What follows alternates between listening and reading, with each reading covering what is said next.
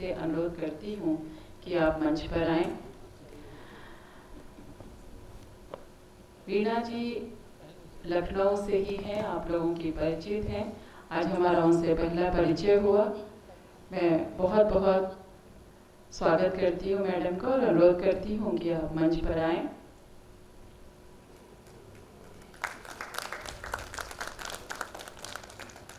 सुश्री Veena Singh ji, professor Mohan Rao कल्याणपुरकर, गुरु जे Vikram Singhe, professor पूर्णिमा पांडे और professor पुरु दधी जैसे गुरुओं के सानिध्य में कथक की साधना की है आपने।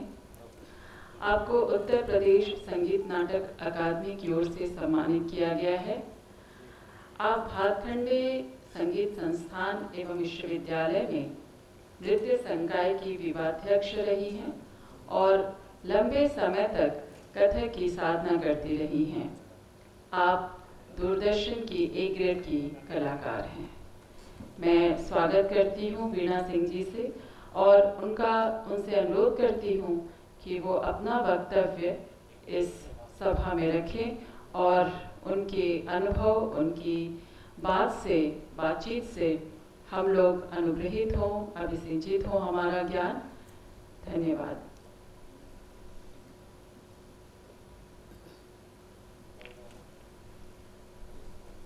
धन्यवाद निवेदिका जी। सभागार में उपस्थित आज के सभी विद्वज्जन, सम्मानित कलाकार और पधारे हुए विभिन्न दूसरे दूर दूर शहरों से आए विद्वज्जन, साथ ही मुझे पता चला कि कुछ स्टूडेंट्स भी यहाँ पर आए हैं। मैं सबको नमन करती हूँ, सबका हार्दिक अभिनंदन करती हूँ। साथ ही व्यंजना आर्ट एंड कल्चर सोसाइटी तथा मधु जी का धन्यवाद करती हूँ कि आपने मुझे ये अवसर दिया, आज मैं आप लोग के बीच कुछ अपनी बातों को साझा कर सकूं। मेरे साथ एक और वक्ता हैं जो मेरी अभिन्न मित्र और कथक नृत्य की बहुत सुंदर नृत्यांगना रेणु शर्मा जी हैं। मैं भूल जाती हूँ शर्मा कहना, मुझे त्रिगुणायत ही याद आता है क्योंकि हम लोग बहुत पुराने फ्रेंड्स हैं। उनको भी मैं धन्यवाद देती हूँ कि उन्होंने अपने से पहले मुझे चांस दे दिया बोलने का। एक्चुअली क्या है अंदर की बात कि मैं कुछ ऐसा प्रस्तुति पर तैयारी से आई नहीं थी। मुझे सिर्फ लेक्चर का ही ज्ञान था कि मुझे लेक्चर देना है। तो मैंने कहा रेणु तेरे बात तो मेरा जमने वाला नहीं है। तो वो मेरी फ्रेंड है ना, उन्होंने कहा अच्छा वीणा ऐसा है तो पहले बोल ले। मैं धन्यवाद करती हूँ रेणु का और अपनी बात शुरू करती हूँ। आप सबसे आज्ञा लेती हूँ।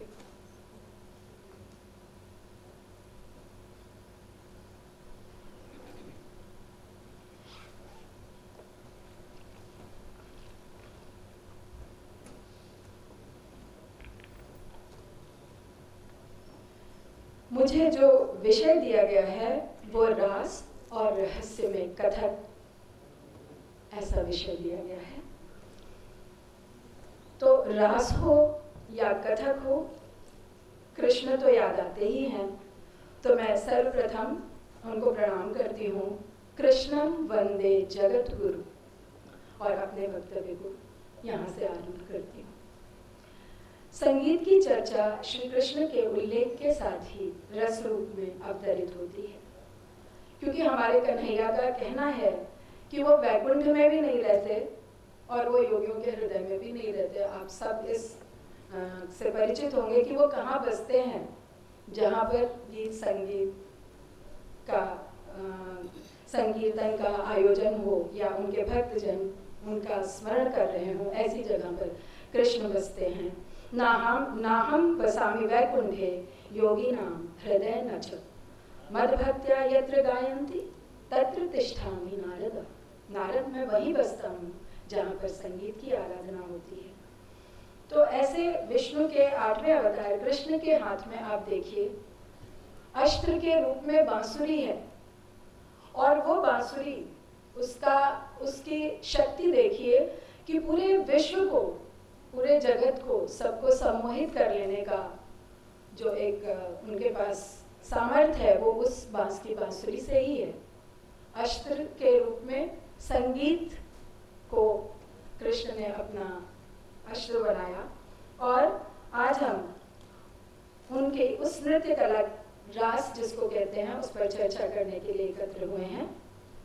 नटवर, हम कृष्ण को नटवर कहते हैं, जिसका अर्थ है एक श्रेष्ठ नर्तक। और नटवरी नृत्य, जिसको कथक के नाम से आज हम जानते हैं, इस नटवरी नृत्य रास के मध्य का अंतर संबंध, इसके विषय पर हम आज चर्चा करेंगे। यूं तो कृष्ण बहुआयामी व्यक्तित्व के रूप में उजागर हुए, और उन्होंने धर्म की ऊंचाइयों पर पहुंचकर भी गंभीरता और वैराग्य जैसी स्थिति में प्रेम, योग और भोग को यथार्थ रूप में स्वीकार किया, और अपने जीवन को सहज, सकारात्मक व प्रेम पूर्ण से रूप के उत्सव की भांति जिया, तथा संपूर्ण ब्रह्मांड में इसी उत्सव उल्लास को से परिपूरित संदेश को नृत्य के माध्यम से विभिन्न धाराओं में प्रवाहित किया। हम अपने नृत्य में जब कृष्ण को प्रस्तुत करते हैं, तो वो नायक के रूप में अगर उनकी चर्चा करते हैं, तो नाट्य शास्त्र के अनुसार वे धीर ललित नायक हैं, जो सभी कलाओं में पूर्ण हैं, और उनका रूप बड़ा मनमोहक, सादा और सलोना है। यद्यपि वो भगवान हैं, लेकिन आप देखिए कि कभी वो ग्वाल बालों के साथ जंगल में घूम रहे हैं, कभी किशोरावस्था में मथुरा छोड़कर चले जाते हैं और सौराष्ट्र में जाकर अपना साम्राज्य बसाते हैं और अपना सारा जीवन वहीं बिता देते हैं। ऐसे सुंदर कृष्ण के अनेकों वर्णन आपको कथक नृत्य में और रास में मिलेंगे, जहाँ पर वो एक बिल्कुल सामान्य जीवन, हम जैसे साधारण लोगों की तरह से हमारे बीच में हंसते हैं, खेलते हैं, गाते हैं, विभिन्न लीलाएं करते हैं। उनके रूप का हम लोग बहुत सुंदर वर्णन अपने नृत्य में करते हैं, और बहुत सारे श्लोक, बहुत सारी रचनाओं को प्रस्तुत करते हैं। ऐसे कृष्ण का एक बहुत सादा रूप कि सुपिच्छ गुच्छ मस्तकम, मोर का पंख उनके माथे पर मुकुट है, दुनिया के राजा हैं, द्वारिकाधीश हैं, लेकिन ऐश्वर्य के नाम पे सुपिच्छ गुच्छ मस्तकम, और शस्त्र के नाम पे सुनादि वेणु हस्तकम। और क्या है वो? अनंग रंग सागर। अनंग अर्थात कामदेव, तो अनंग रंग सागरम, ऐसे हैं हमारे कृष्ण। उनको प्रणाम करते हैं, और उन्हीं का नाम लेकर हम सब कथाकार या कथक या रास नर्तक नृत्य करते हैं। इसके अंतर संबंध के बाद में हमें स्थापित करना है, ये प्रमाणित करने का विषय है कि क्या वाकई में कथक और रास के बीच में कोई इतनी समानता, इतनी सिमिलैरिटी, कुछ ऐसा है क्या कि रास और कथक एक जैसे ही कई बार कहे जाते हैं। लोग कहते हैं रास से कथक आया या कथक से रास आया। इस बात पर अनेकों